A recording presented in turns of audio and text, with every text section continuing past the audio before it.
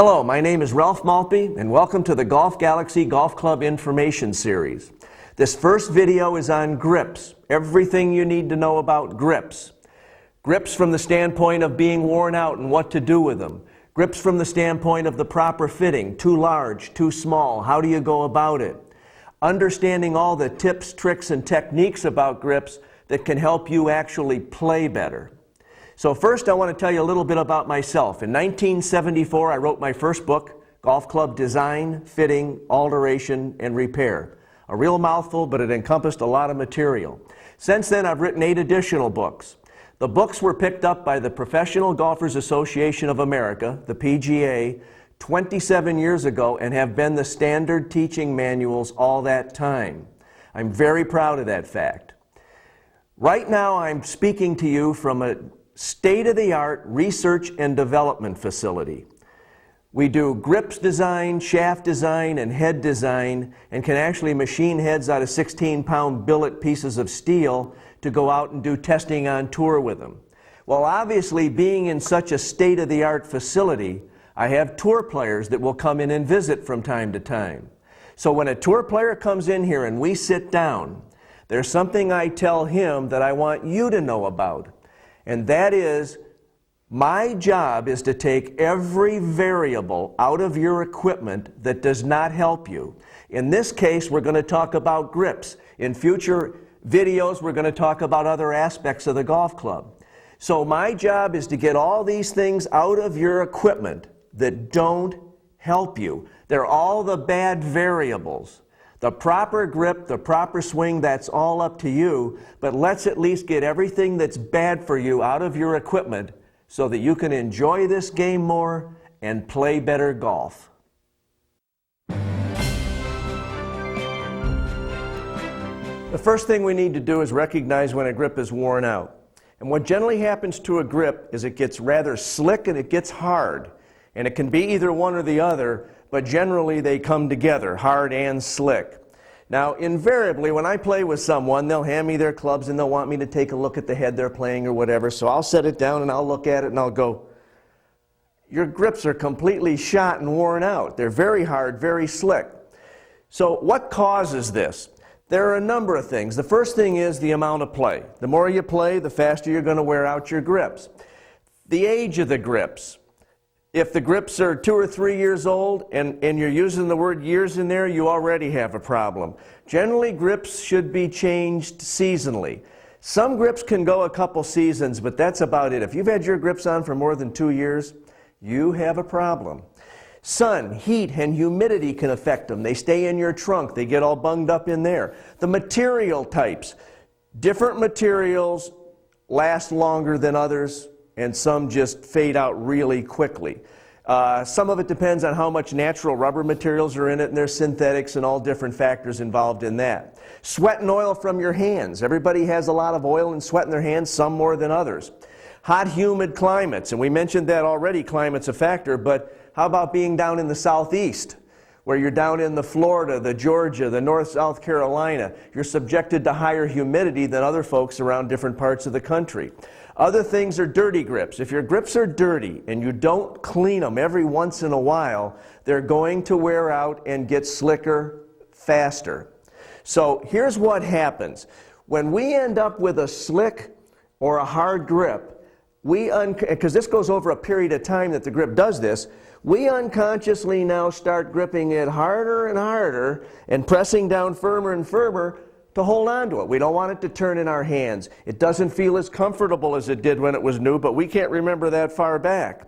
So when we grip firmer, we set up a lot of tension in the forearm right here. And when we set up this tension, it messes with our release of the golf club as we come into impact. It changes the release. It puts too much forearm tension in here. The other thing it does is when you mess with the release, you start messing around with the club head closing as it comes into impact, or rotating, if you will. There's a certain rotation to it through the whole process of the swing and coming into impact. So, very important that number one, we recognize that our grips are getting slick and worn out.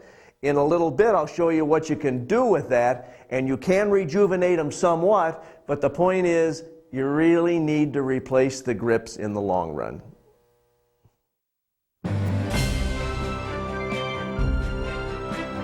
Remember that we said there are two conditions for a worn out grip. One, the grip gets too hard, and number two, it gets too slick to hold on to. Well, when it's too hard, there's nothing you can do about it. But when it's too slick, and it's a relatively new grip, and it got slick because of oils in your hands, or you did something and put it in the trunk wet and it ended up glazing over a little bit, that you can fix up a little bit. But too hard, you really need to replace it. Here's some supplies you need to get to be able to rejuvenate your grips. And you should do this at least, twice a season or something like that.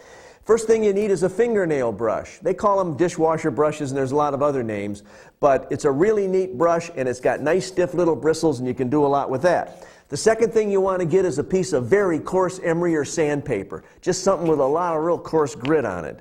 The next thing, and you have an alternative here, you can use this soft scrub, you can use Comet Cleanser, Ajax Cleanser, any of those cleansers work well. The alternative to the scrubs and the cleansers are to go with a dishwashing liquid. The dishwashing liquids cut grease really well, and I've had success with going both ways, so you can try whatever you want.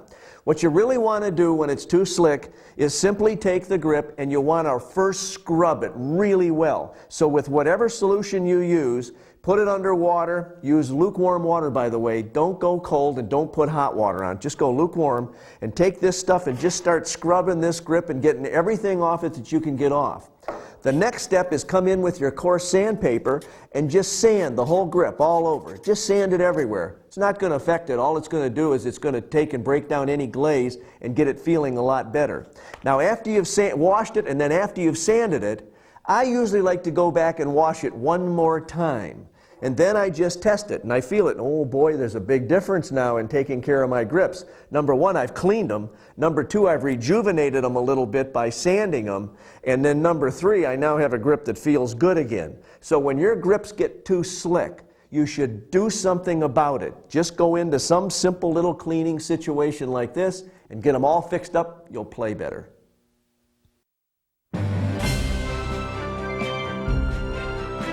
Fitting proper grip size is very important. But first, let's discuss what happens when you have too large a grip or too small a grip for the individual. Here's something you can do as a test. Take and pretend that you have a very large grip like a baseball bat. Open your hands up and then rotate your wrists as fast as you can. Now pretend that you have an extremely small grip and you're gripping down on the shaft of the club almost, and now rotate your wrists. And now you see that when the grip is very small and your hands are squeezed down small like this, you get basically an uninhibited wrist action. You can go very fast back and forth. But when the grip is too big like a baseball bat, then you get this inhibited wrist action where you can't rotate your wrists as fast as you could when they're much smaller. So let's do an example here. Here is a very large grip. This grip is probably too big for anybody unless they have a special medical reason for going this large.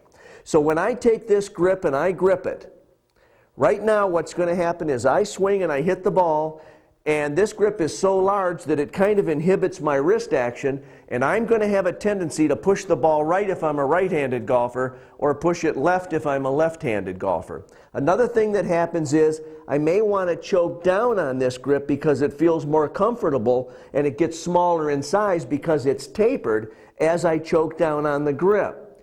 So those are two things that are a problem when you have too large a grip. Basically, it inhibits your wrist action and it's not natural. Now let's go to the second situation. Here's a grip that is extremely small. As a matter of fact, I've taken a piece of leather and wrapped it right on a golf shaft. So now when I take my grip with this grip, I end up with a very uninhibited, if you will, wrist action. And what happens when I hit the ball is I'll have a tendency to hit some right, I'll hit some balls left, I'll hit some balls straight, but the point is I'll be very inconsistent in directional control because the grip is too small and I've got way too active of wrist action. The other thing that happens is if it gets ridiculously small, you tend to squeeze a little tighter. So if you squeeze tighter, which inhibits wrist action, and you got the teeny little grip, which makes greater wrist action, you just got everything all messed up, and this is not the kind of grip size that you want in trying to hit a golf ball consistently. So also on this grip, a person may want to try to choke up to the top or get real high on it so that it feels bigger. it's just too small, and all these things you're doing is causing problems. Here's a standard grip size. Now, we're not going to say that this either fits or doesn't fit, but what we're going to discuss, and let's just assume that this fits me. On a standard grip size, I now can take my grip, whether it's a 1/2 inch, a 1/4 inch, or right on the end of the club, however you do it. I take my grip, I can use a normal grip pressure, I don't have to squeeze tight. I want to have this, I want to be one with the golf club and have a really consistent but not too hard a grip pressure. This grip feels very comfortable to me. I don't want to grip down, I don't want to grip up, I don't want to re-grip it during the swing because this is right for me. So this creates a shot to where I can be very consistent more of the time. Now, manufacturers of grips determine grip size. They mold a certain hole inside the grip. The shaft manufacturer has a certain butt size, so when you install the grip, you end up with a certain taper. Most golf clubs built today are built to men's standard size or slightly oversized. Some manufacturers have determined that a 1/64 inch oversized grip is their new standard. On ladies' grips, most of the manufacturers will tend, in my estimation, to make ladies' grips a little bit too large. Most women will fit into a slightly smaller grip. Most men, on the other hand, will fit into a slightly larger grip than what we put out as standard, hence the reason some manufacturers have increased the standard grip size. The point to all of this is that you need to get your grip size checked, and you want the correct grip size so that you can hit the ball as consistent as possible and feel very comfortable in playing the game.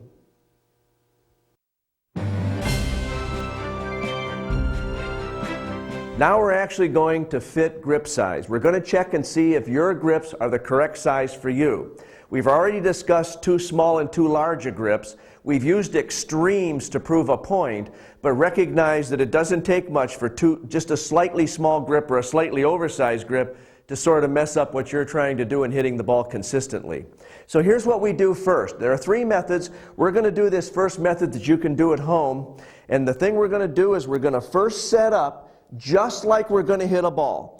You've got to get in the mindset of hitting a ball, get your stance right, use your normal grip pressure, put your hands where they normally are, just pretend like right now we're going to hit a shot. The next thing we do is we drop our right hand off. We don't change the left hand at all. We simply bring it up and we come over and we take a very close look at it. And we're going to look at these 2 fingers right here and how they are in relation to the palm. If they're barely touching the palm, or if they're barely gapped from the palm, the grip basically is the correct size. However, if the gap is very large like this, or the fingers are digging into the palm, this would indicate too small a grip situation. This would be too big a grip situation. So once again, we want our fingers somewhere just touching or just slightly gapped, but right in this area. Now, one of the things that I talked about in the beginning was getting set up properly. Now, why do we want to do that?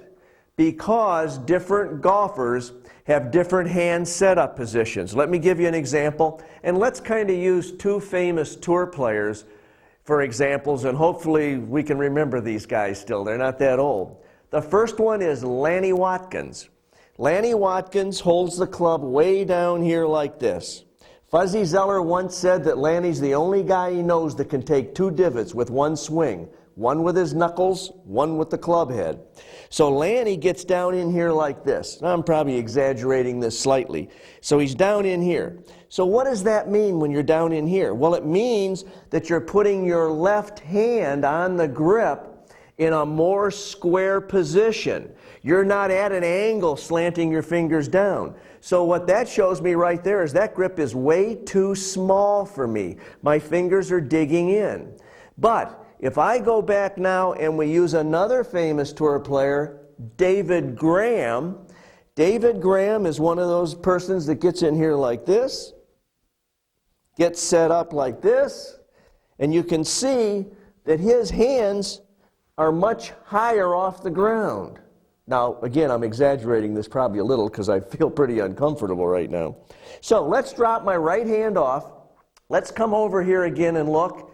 And when I do the David Graham method, look how wide my fingers are gapped, but my hand's on the grip at an angle. So let's do this once more so I can show you this.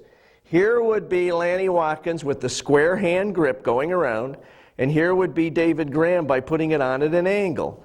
And at the angle, obviously, the grip feels a different size than it does when you're holding it square on. The grip always feels bigger the higher up you hold it, and it always feels smaller the lower down you hold it. Now, most of us are pretty normal. We're in this normal position somewhere in this range, but this is the reason that you get into this position to check it and just get everything normal, like I said, drop the right hand off, take a look, and see where you're at. That's our initial method in checking grip size. We don't know the size we need yet, but we know whether our grip is the correct size under the left hand, it's too small for us, or it's possibly too big for us. Okay, let's look at method 2 on fitting grip size. It actually builds on method 1. So here's what we're going to do. We're going to go back and assume that we are Lanny Watkins, and when we held our thing down like this, the grip, we came up and we found out our grip was too small for us. So method 2 is going to show you how to build the grip up to where you get the proper grip size, and you also get the opportunity to feel that grip size and determine if you like it, because you can actually hit balls with it. So we've determined the grip's going to be a little bit too small for us, so what do? There are some materials out there that you can get right at the normal drugstore. This is a material right here called Gauze-Tex. It comes in white and it also comes in green. In green they call it Gauze-Tex Sports, and in white it's just the Gauze-Tex you would get at a drugstore, to wrap around and hold a bandage on or whatever. The neat thing about Gauze-Tex is that it actually sticks to itself. And it's not an adhesive, it's not messy, it doesn't get on your hands. Very simple to use. So what we're going to do is we're going to take this Gauze-Tex, and let's see how good I can do this. And we're going to get in here and take this, and we're going to put it on the grip, and we're going to overlap it onto itself. So I start around, and I'm going to do an overlap wrap. So I'm just going over half of the tape as I roll down right here. Okay, I'm overlapping by half as I go. Overlapping by half as I go. Doesn't take too long to do this. Getting it on, overlapping by half. Now, this grip, I measured it before I did this. This grip happens to be exactly men's standard size. So right now I am taking this Gauze-Tex tape and I am overlapping, as I mentioned, each wrap that I go around. I want to get down about 6.5 inches down. And I'm actually doing this pretty good. So, by overlapping, just tear it right off, by overlapping the Gauze-Tex tape, I end up, I'm going to squeeze this down a little bit, adding 1/64 of an inch to whatever I started with. So I had a standard grip size, now it's plus 1/64 of an inch. So now I can take, and I can actually hit balls with this. I can get set up and check it and see what it feels like. Okay, check it out. Take a look at my hands. Notice that I've got a little more spread on my fingers simply because I've added the Gauze-Tex on. So this is a way that's very simple for you to go ahead and build up a grip, add a little to the right hand, do whatever you want, and go out and actually hit balls and then determine that this is the grip size I like. It feels good. I don't need a lot of grip pressure. So if you're not installing your own grips, then you can go into the store, have the professional install your grips to this exact size because he can measure it, and I'll show you how to measure it in a little bit. This is method number 3 in fitting grip size. This is one that you can't do at home, but you can go into your favorite Golf Galaxy store and they'll have various grip sizes all pre-mounted on cut-off shafts and marked, and then the professional can fit you, or you can pick up each grip on your own and play around with it and see what feels the best. These are various sizes. As I said, we have men's standard, there's men's 1/64 undersize, men's 1/64 oversize, men's a 32nd oversize, and men's 3/64 oversize. And out here on the end, we basically got an arthritic grip, which is kind of a ribbed sort of a grip that allows a person with arthritic hands, and we'll talk about it later, to hang on to the club a lot better. So these various grip sizes, you will do the same method. It's a little difficult at first, but because these are on cut-off shafts, you still need to remember to get into the address position. Just pretend, get in the address position, get your grip pressure right, do everything right, then bring this grip up and then take a look at it just like we did in method 1. So a really neat way to fit grip size, and then you actually know the exact size you fit into as soon as you go through this little test.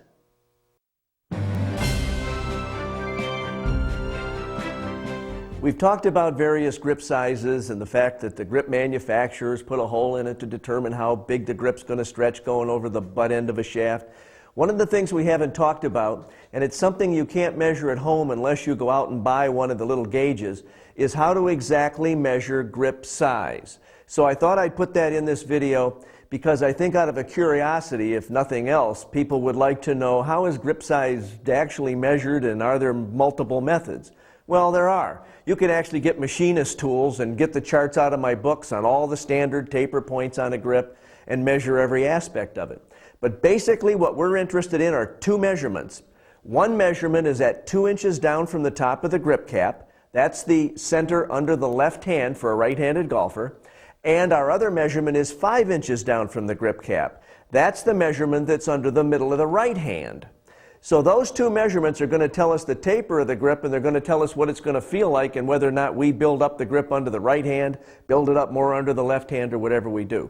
So let me show you real quickly how we measure grip size. There's a lot of different gauges. I invented recently a pro gauge that takes one step out of the process that's quite simple to use, and that gauge is this one. You just slip it over the grip, you let the weight of the grip ride on it, and you go ahead and you read over here and it says that it's Min standard size. Very simple. And remember, grip size is always measured going in this direction, not in this direction sideways. It's always measured, in other words, on both sides of the grip with the front facing forward.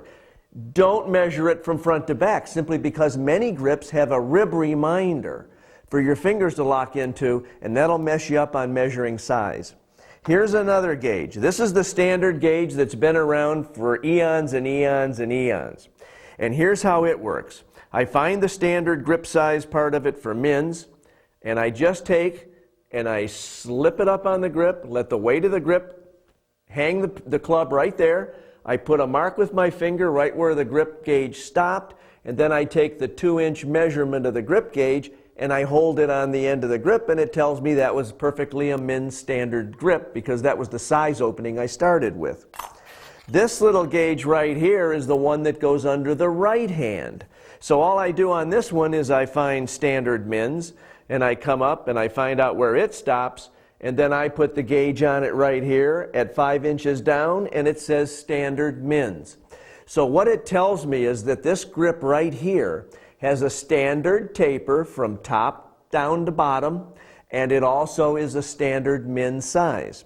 The last gauge, which I really like, I like all the gauges, but this one here is you only need to have one gauge. This one's got all the shaft butt sizes on it, so you know what grip you're installing over what shaft butt. This one also does, this is the 5-inch measurement on this side to do under the right hand. This is the 2-inch measurement on this side for under the left hand. And then all the various mins and ladies sizes are all around the outside. This is the universal grip size gauge. Handiest one to have, very inexpensive and kind of neat. So there you have it. That's how grip size is basically measured. Didn't need to put it in this video because you generally can't do it, like I say, unless you buy one of the gauges. But the point is, it's nice to know that when you go into the stores, that someone can actually measure that size for you and tell you what size you fit into.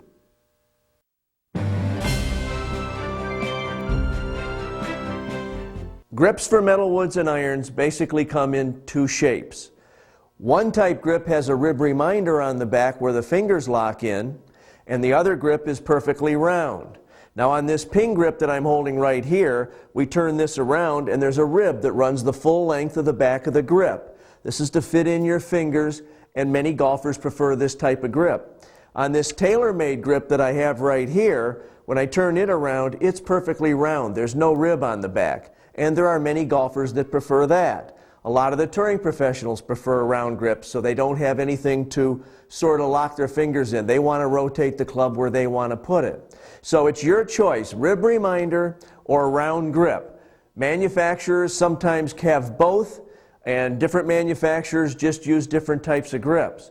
So the thing to do is to ask your Golf Galaxy salesman when you're looking at clubs whether that model has a rib reminder or whether it's a round grip. Again, it's your choice, it's your preference. Some people prefer one, some people prefer the other.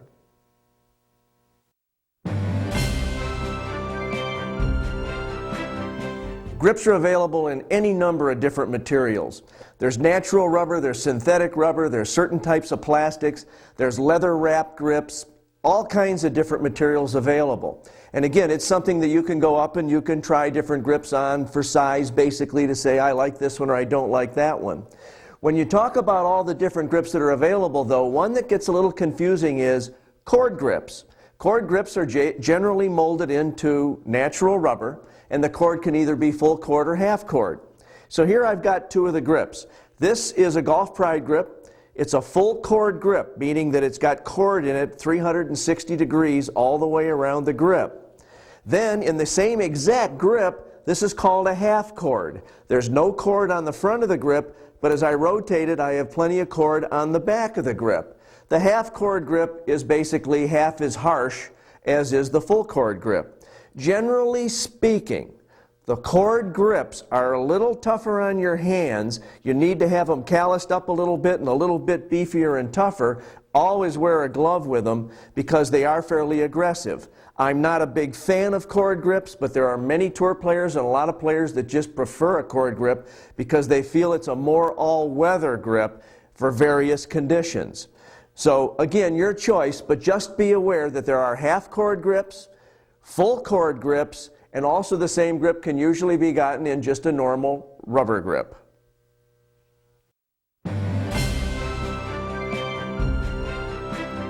For anyone that's gone out shopping and looking for putters, you realize that there's a ton of different shapes and styles and colors available in putter grips.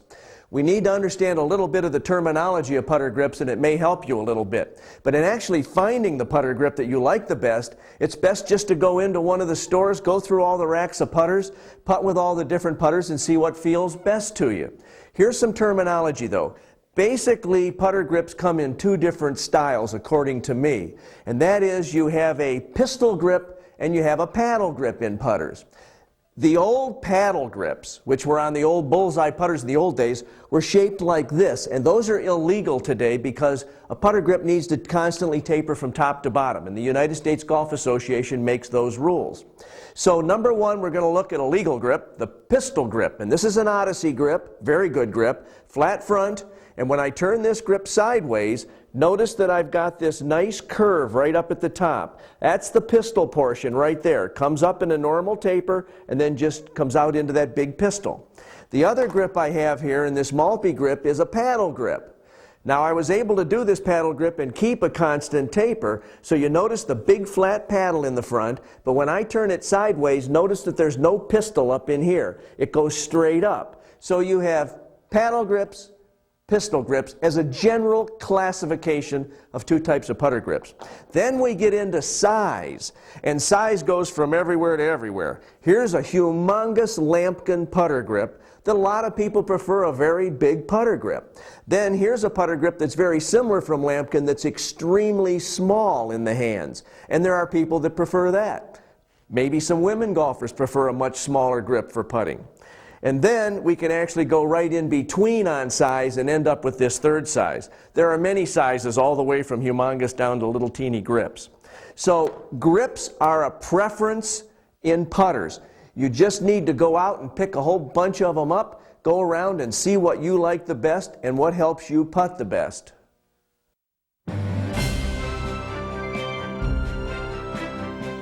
There are certain medical conditions that make it very difficult to hold on to a golf grip. One of those medical conditions is having arthritis. And there are things called arthritic grips. Arthritic grips are very large in size, as you see here. This is a special one for an arthritic person. It also has all these little bumps on it that are very soft that actually lock into the hand. So it takes very light grip pressure and you can still hold on to the club and not have it twist in your hands. There are other things you can do also. You can take normal grips that you have on your clubs now. You can take those and make those much larger. There are things you can do to help and aid in holding on to the golf club. So your expert grip installer, discuss this with him or her, and they can put these grips on to help any medical condition that you might have. There are people that have some missing fingers, for instance. Well, there are certain things you can do in installing grips that help that.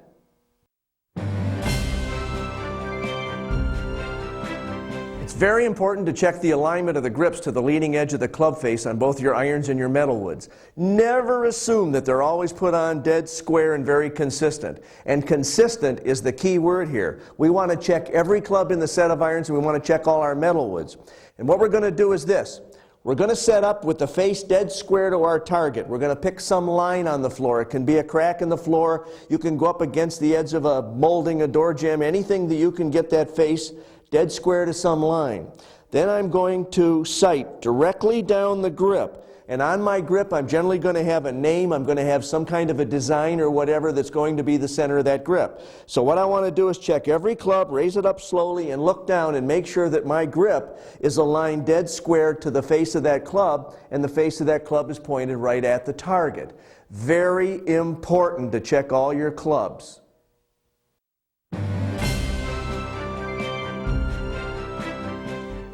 The alignment of the putter grip is another extremely important alignment that you definitely want to check on your putter or any putter you're about to purchase. Set your putter down, get it on a line on the floor, crack in the floor just like we did on irons and metalwoods. And this is kind of a strange putter here because it actually stands on its own, so it's wonderful as a demonstration aid. So now I get back and I hold it up just like we did on the irons, and I sight right down my grip, and I'll generally have a flat spot on the front of the grip. I've got my face dead square to my theoretical target, and I want to make sure that putter grip is not cocked to one side or the other, but it's dead straight on that putter. I want to be as consistent as I can be in putting, and I don't need a crooked grip. Here's a little trick that very few people know about, although in a number of cases it can really help a golfer that's having certain problems. And it's something that can be done and then undone later on if you want to do that. The trick is to take and put your grips on crooked. That doesn't make any sense, does it? What you want to do is on every, let's just talk about irons for a minute. Some golfers will benefit if the grip is not on perfectly straight. In other words, if I install the grip where it's twisted over a little to the right, that means it's going to close the face when I grip it. If I install the grip over to the left when I set up, it's going to open the face when I grip it. And what I'm doing is simply setting it slightly open or slightly closed on when I slide the grip on, and I want to be very consistent on every iron so that it may compensate for some little quirk that I have, or I like having the face a little open at address, or I like having it a little closed at address, depending on your situation. A neat little trick that can be done, and it's easy to try.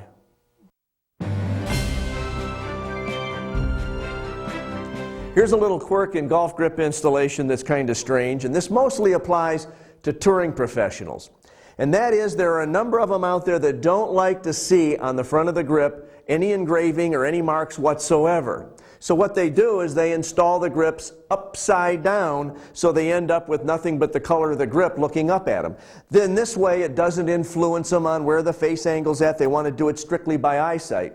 Now this only works on a round grip. You can't do it on a rib grip. And it's one of those things that if you're just that paranoid about little things like that, go ahead and try it. Turn the grips upside down. It's not going to hurt a thing.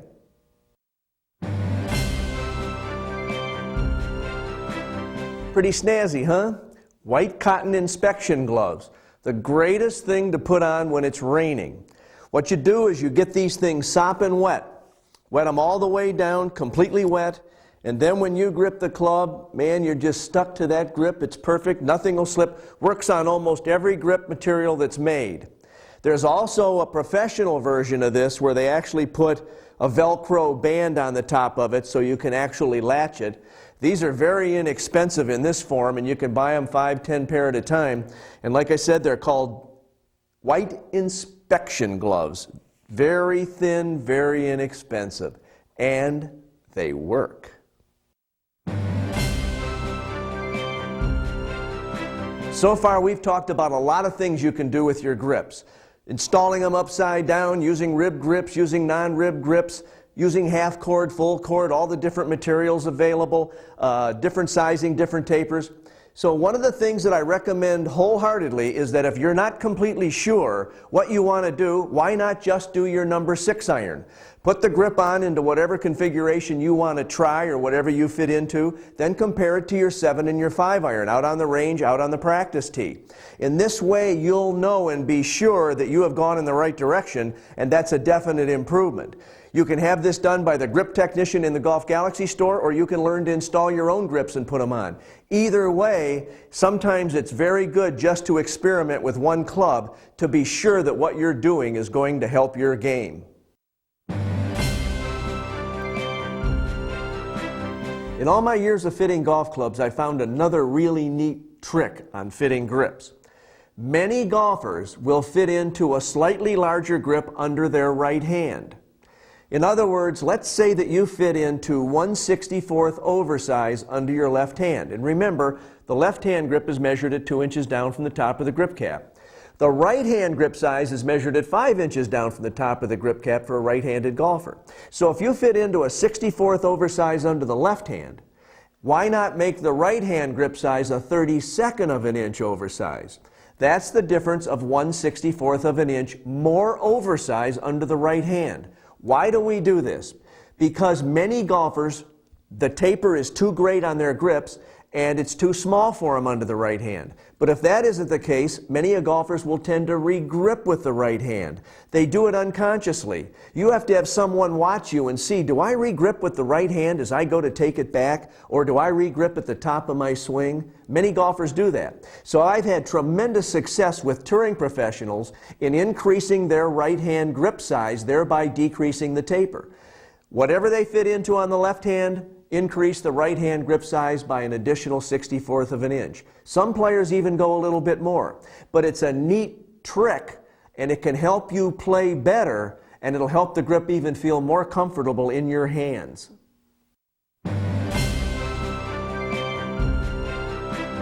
I certainly hope you enjoyed the information on golf grips today.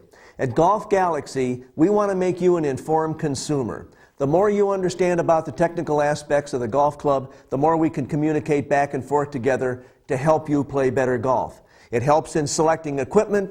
The more you know, it helps in the proper fit, the more you know about it.